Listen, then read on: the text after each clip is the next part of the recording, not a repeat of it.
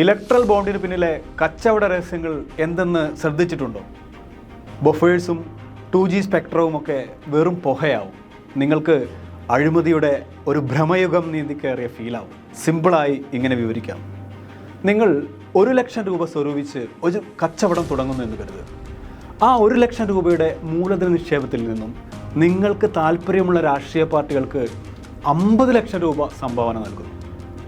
അതെങ്ങനെയെന്ന് യുക്തി ഉപയോഗിക്കരുത്. നേരത്തെയും നോട്ട് നിരോധനം പോലെയുള്ള കള്ളപ്പണം തടയാനുള്ള ശ്രമങ്ങൾ യുക്തിയുടെ പിൻബലത്തിൽ ആയിരുന്നില്ല എന്ന് ഓർക്കണം. എല്ലാം വിഭൂതിയും വിശ്വാസവുമാണ് നയിക്കുന്നത് എന്നാണ്. അതായത് ചുരുക്കി പറഞ്ഞാൽ സുപ്രീം കോടതി ഇടപെടലിന് പിന്നാലെ പുറത്തു വന്ന ഇലക്ട്രൽ ബോണ്ട് സംബന്ധിച്ച കണക്ക് പ്രകാരം മൂലധന വരുമാനം 5 കോടി രൂപയിൽ താഴെയുള്ള 25 കമ്പനികൾ 250 കോടി രൂപയിൽ കൂടുതൽ വിലമതിക്കുന്ന ഇലക്ട്രൽ ബോണ്ടുകൾ വാങ്ങിയിട്ടുണ്ട്. അതായത് ഈ കമ്പനികൾ ഓരോന്നും തന്നെ തങ്ങളുടെ മൊത്തം നിക്ഷേപത്തിൻ്റെ 50 ഇരട്ടി വരുന്ന ബോണ്ടുകളാണ് വാങ്ങിയതായി കണക്കുകൾ വ്യക്തമാക്കുന്നത്. അവിടെയും തീർന്നില്ല. ഇവയിൽ ഏറ്റവും കൂടുതൽ തുകയ്ക്ക് ഇലക്ട്രൽ ബോണ്ടുകൾ വാങ്ങിച്ചിട്ടുള്ളത് ഏറ്റവും ചെറിയ നിക്ഷേപമുള്ള കമ്പനികളാണ്. 2018 ഇലക്ട്രൽ ബോണ്ട് സ്കീം പ്രഖ്യാപിച്ചതിന് ശേഷമാണ് ഇവയിൽ 9 കമ്പനികൾ സ്ഥാപിച്ചത് തന്നെ എന്നും ഓർക്കണം. ഇതിൽ തന്നെ ചില കമ്പനികൾ ബോണ്ടുകൾ ബാങ്കുമായി സംയോജിപ്പിച്ചതിന് തൊട്ടു പിന്നാലെയാണ് ഇലക്ട്രൽ ബോണ്ടുകൾ വാങ്ങിയത് എന്നും കാണാവുന്നതാണ്. ചില വിസ്മയകരമായ ഉദാഹരണങ്ങൾ പരിശോധിക്കാം, കേൾക്കുക. Shark infra developers private limited, shark overseas education consultancy private limited എന്നീ 2 കമ്പനികളുടെ കഥ പരിശോധിക്കാം. യഥാക്രമം 2023 മാർച്ച് മെയ് മാസങ്ങളിലായാണ് ഈ 2 കമ്പനികൾ രൂപീകരിച്ചത്. 1 ലക്ഷം രൂപ വീതം പെയ്ഡ് മൂലധനത്തോടെയാണ് ഇവ ഓരോന്നും നിലവിൽ വന്നത്. 1 ലക്ഷം. 2023 ജൂലൈയിൽ, അതായത് കമ്പനി രൂപീകരിച്ച് 2 മാസത്തിനകം അവർ 7.5 കോടി രൂപയുടെ ബോണ്ടുകൾ വാങ്ങി. 1 ലക്ഷം രൂപ നിക്ഷേപവുമായി തുടങ്ങിയ കമ്പനി 2 മാസം കൊണ്ട് 7.5 കോടി രൂപയുടെ സംഭാവന നൽകിയെന്ന്. ഈ കമ്പനികളുടെ വിറ്റുവരവും ലാഭവും സംഭവിച്ച വിവരങ്ങൾ ഉടനടി ലഭ്യമല്ല എന്നാണ് അറിയിച്ചിരിക്കുന്നത്. വിശ്വസിക്കാൻ തയ്യാറുള്ളവർക്കായി എഴുതി ചേർത്ത ചരിത്രങ്ങൾ പിന്നാലെ വരുമായിരിക്കും. നമുക്ക് കാത്തിരിക്കുക തന്നെ. ഹൈദരാബാദ് കേന്ദ്രമായി നിലവിൽ വന്ന വാസവി അവന്യൂസ് LLPയുടെ മൂലധനം 10 ലക്ഷം രൂപയായിരുന്നു. 2023 ഏപ്രിൽ ഹൈദരാബാദിലെ ബഞ്ചാര ഹിൽസിൽ സ്ഥാപിതമായ കമ്പനിയാണ്. 3 മാസത്തിന് ശേഷം 5 കോടി രൂപയുടെ ഇലക്ട്രൽ ബോണ്ടുകൾ അവർ വാങ്ങി. ഹൈദരാബാദിൽ തന്നെ ബഞ്ചാര ഹിൽസിൽ 2020 ഓഗസ്റ്റിൽ 5 ലക്ഷം രൂപ മൂലധന നിക്ഷേപവുമായി തുടങ്ങിയ Aparna farms and estate LLP ആയാണ് രജിസ്റ്റർ ചെയ്തിരിക്കുന്നത്. സ്ഥാപിതമായ അതേ വർഷം, അതായത് 2023 ഒക്ടോബർ നവംബർ മാസങ്ങളിൽ തന്നെ ബോണ്ടുകൾ വാങ്ങാൻ അവർ 30 കോടി രൂപ ചെലവഴിച്ചു. വെറും 5 ലക്ഷം രൂപ മുതൽക്കൂട്ടി തുടങ്ങിയ കമ്പനി 3 മാസത്തിനകം 30 കോടി നൽകിയെന്നാണ് കണക്കുകൾ പറയുന്നത്.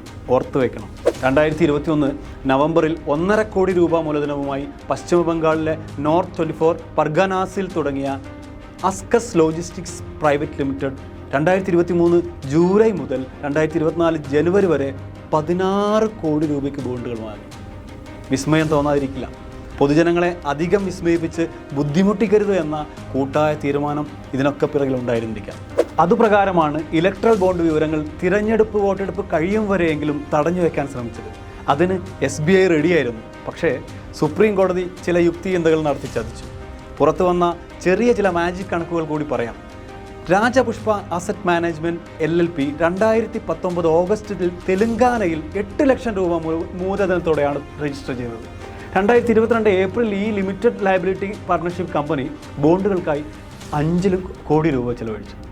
മറ്റൊരു LLP Yuan trading and consultancy 2020 May മാസത്തിൽ മുംബൈ വിലാസത്തിൽ 10 ലക്ഷം രൂപ മൂലധനത്തോടെ സ്ഥാപിതമായി.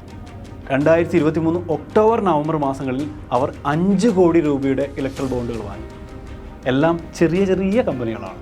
പൂർണ്ണമായ അർത്ഥത്തിൽ കമ്പനികൾ പോലുമല്ല, LLP അഥവാ ലിമിറ്റഡ് ലയബിലിറ്റി പാർട്ണർഷിപ്പ് സ്ഥാപനങ്ങളാണ്. മിനിസ്ട്രി ഓഫ് കോർപ്പറേറ്റ് അഫയേഴ്സിൻ്റെ വെബ്സൈറ്റിൽ ഇവരുടെ വിവരങ്ങളെല്ലാം ലഭ്യമാണ്. പ്രവർത്തന മൂലധനത്തെക്കുറിച്ചുള്ള വിവരങ്ങളും അവിടെ ലഭ്യമാണ്. 2 മാസം കൊണ്ട് 50 ഇരട്ടി സംഭാവന നൽകാവുന്ന വളർച്ച കൂടി ഒപ്പം നിങ്ങൾ പരിഗണിക്കണം. കവൻഡേഴ്സ് ഗ്രൂപ്പ് ഫേം 195 കോടി രൂപയുടെ ഇലക്ട്രൽ ബോണ്ട് വാങ്ങി ഞെട്ടിച്ച കമ്പനിയാണ്. പക്ഷേ അവരുടെ ആ വർഷത്തെ ആദായം വെറും 12.4 ലക്ഷം രൂപ മാത്രമായിരുന്നു. ഓർക്കുക, സംഭാവന നൽകിയത് 195 കോടി. അവിടെ കമ്പനിയുടെ ലാഭം 12.4 ലക്ഷം രൂപ. ബാക്കി എവിടെ നിന്ന് വന്നു? എവിടേക്ക് പോയി? ഇതൊന്നും ചിന്തിക്കാൻ പൗരന്മാർ മെനക്കെടേണ്ടതില്ല. Future gaming and hotel service limited 2019 മുതൽ 2023 വരെയായി 1368 കോടി രൂപയുടെ ഇലക്ട്രൽ ബോണ്ടുകൾ വാങ്ങി രാഷ്ട്രീയ പാർട്ടികളെ വൻതോതിൽ സഹായിച്ച പാർട്ടിയാണ്. പക്ഷേ ഇതേ വർഷങ്ങളിലെ ഈ കമ്പനിയുടെ ലാഭം വെറും 215 കോടി രൂപയായിരുന്നു. എന്നിട്ടും 1368 കോടി സംഭാവന കൊടുത്തു എന്നാണ് കണക്ക്. വൈറ്റ് മണി ഉണ്ടാവുന്ന വിധം പഠിപ്പിക്കാനുള്ള ഉദാഹരണം കൂടിയാണ്. മദൻലാൽ ലിമിറ്റഡ് 185.5 കോടി രൂപയുടെ ബോണ്ട് വാങ്ങിയപ്പോൾ ഇതേ കാലയളവിടെ അവരുടെ ലാഭം എന്നത് വെറും 13.8 കോടി രൂപയായിരുന്നു. തീർന്നിട്ടില്ല. ഇവ എങ്ങനെ പൊരുത്തപ്പെടുമെന്ന് ആലോചിച്ച് തലപുണ്ണാക്കേണ്ടതില്ല. കാരണം അതൊക്കെ അന്വേഷിക്കാൻ EDയും ആദായ നികുതി വകുപ്പും എൻഫോഴ്സ്മെൻറ്റ് ഏജൻസികളും ഒക്കെയുണ്ട്.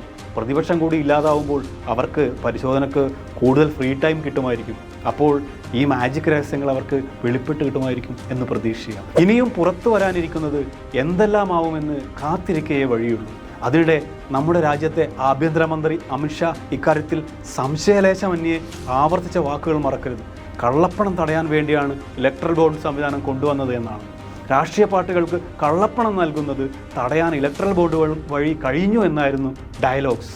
അതെ, നോട്ട് നിരോധനം പോലെ കള്ളപ്പണത്തിന് വലിയ അണകെട്ടി മുൻകൂട്ടി നിശ്ചയിച്ച സുരക്ഷിതമായ സ്ഥലങ്ങളിലേക്ക് കൃത്യമായും തിരിച്ചുവിട്ട് രക്ഷപ്പെടുത്തുകയായിരുന്നു എന്ന് ഇവിടെ ഉദാഹരണ സമയവിധം വെളിപ്പെടുന്നുണ്ട്.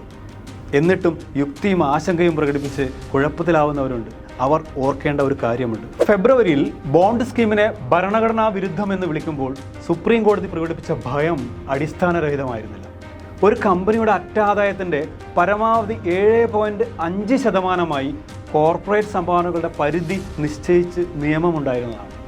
ഇത് എടുത്തു കളയാണ് ഉണ്ടായത്. ബോണ്ട് പരസ്യപ്പെടുത്താൻ പറയുക മാത്രമല്ല സുപ്രീം കോടതി ചെയ്തത്, ഈ പരിധി എടുത്തു കളഞ്ഞ കമ്പനി നിയമത്തിലെ ഭേദഗതിയും കോടതി മരവിപ്പിച്ചു. CPM എന്ന ഒരേ ഒരു രാഷ്ട്രീയ പാർട്ടിയും ഏതാനും പൊതുപ്രവർത്തക കൂട്ടായ്മകളും നൽകിയ ഹർജിയാണ് ഈ ഉത്തരാധുനിക അഴിമതി നാടകത്തെ സുപ്രീം കോടതിയുടെ മുന്നിലെത്തിച്ചത്. ഉദാരമായി സംഭാവന ചെയ്ത കമ്പനികളുടെ കണക്കുകൾ പുറത്തു വന്നത് പരിശോധിക്കാൻ ഇനിയും ധാരാളമുണ്ട്. ഈ കൂട്ടുകൃഷിയുടെ ഡാറ്റകളെല്ലാം ഔദ്യോഗിക വെബ്സൈറ്റുകളിൽ അക്കമിട്ട് നിരത്തിയിട്ടുണ്ട്, പരിശോധിക്കാവുന്നതാണ്.